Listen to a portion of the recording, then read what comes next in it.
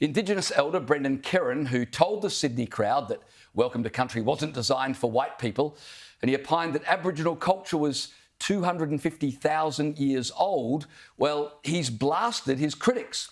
Yeah, here's a reminder of that special Welcome to Country, and watch how Mr. Kerrin doubled down when interviewed this week on NITV. Welcome to Country is not a ceremony that we've invented to cater for white people. It's a ceremony we've been doing for 250,000 years plus BC, and the BC stands for before Cook. We can sit back and just look at the absolute stupidity and the ignorance of what people are saying over what I've said. Expected them to come out because that's what they do. That's their job. That's their box. They've placed themselves in that box. And so for me, by seeing people like Andrew Bolt, Pauline Hanson, Jacinta Price, Warren Mundine, confirms that I'm on the right path. Well, joining us now is Centre for Independent Studies Indigenous Forum Director Warren Mundine. Warren, thanks for joining us tonight. Yes. What did you think of Mr. Kerrin's explanation? Well, I think he's just doubling down on an indefensible position because, let's be honest, 250,000 years, that'd be quite well humans actually around there, or we're still, knuckle-dragging cavemen or something like this.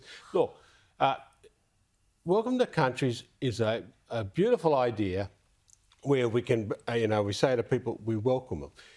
What it has started to turn into is this very divisive political push, and he's just made stuff up, let's be honest. He just fit 250,000 years, made it up, and then you're going to have a welcome. So what happens at my place when you have a welcome? You knock on the door, open the door and say, hey, come in, mate, good day, come in and have a cup of tea or a couple of beers in your case, James.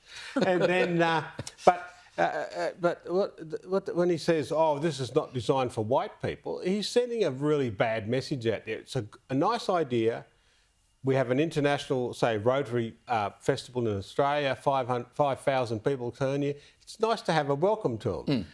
You have events like that across the country. It's nice to have a welcome. But when I've heard of some welcome to countries where the people turned up and just said, oh, well, you white fellas bugger off, back to where you come from. That's not a welcome. That's hardly welcoming behaviour at all, is it? I mean, I think a lot of Australians are getting quite frankly, pissed off now because there's a lot of preaching happening at these things, a lot of lecturing. That one at the AFL was quite patronising, I thought. Pauline Hanson, though, from One Nation, she's gone a step further and she said she wants Australians to turn their backs on Welcome to Country ceremonies. And in fact, she wants them to be scrapped at most public events altogether. What do you think? Look, turning your back is just... Look, that's just more division. We want them to get back to what the original concept is, and that is that we welcome people. We say, hello, you're here.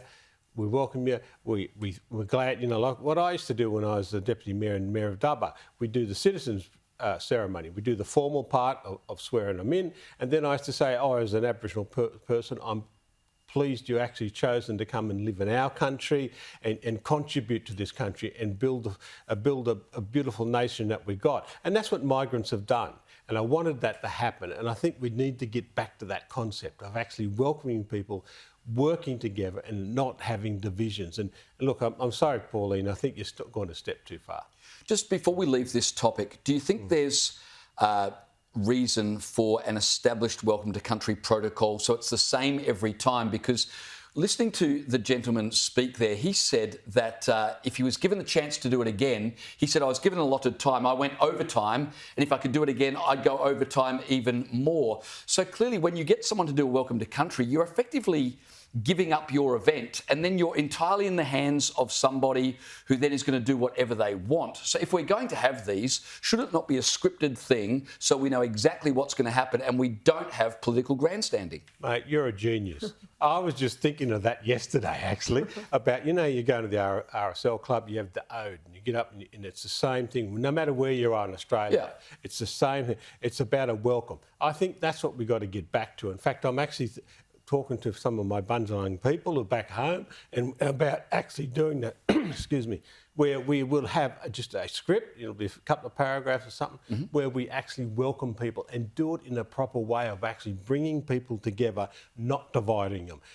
Our mate, he's gone down the Pauline Hanson line as well. He's causing divisions. Let's get back to what it's supposed to be about. Yeah, very good. Well, let me give you some good news, Warren. I want to get your take on this. There's an Adelaide council that will vote tomorrow on a motion to return citizenship ceremonies to Australia Day after previously moving them to a different date. Now, you'll be interested to hear the vote comes after they surveyed ratepayers. Imagine that, a council surveying local ratepayers, and they found, this is in the Unley Council, 60% of people wanted the council to support Australia Day. Is this a return to common sense, and do you think we might see some more of this? How much common sense, mate? That is the most beautiful thing. One thing that Brad, the CEO of Woolworths did was actually highlighted the fact that these people actually hate.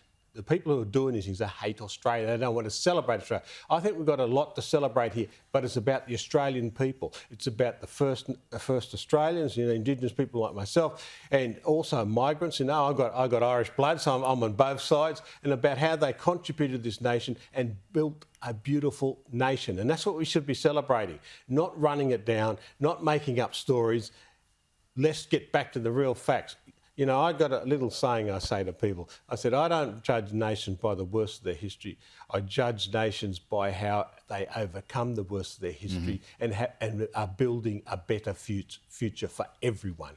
And in that case, I judge Australia well. Yeah, very good. Very well said. Well, I want to get your take on this, Warren. A new book is raising the question about whether Australia's highest peak, Mount Kosciuszko, should be renamed to an Indigenous name. It's also fondly known as Kosci, but the mountain is actually named after a war hero by the name of Tadeusz Kosciuszko. I probably pronounced it terribly. He's a war hero. I'm glad you said it. I'll be in trouble. I'll let you take the blame for that. He's a war hero from what's now known as Belarus, as you probably know. But he never even stepped foot in Australia. So this new book is, I guess, it's part of this movement that's happening more widely to rename places in Australia to Indigenous names. But is it going too far when it comes to Kosci?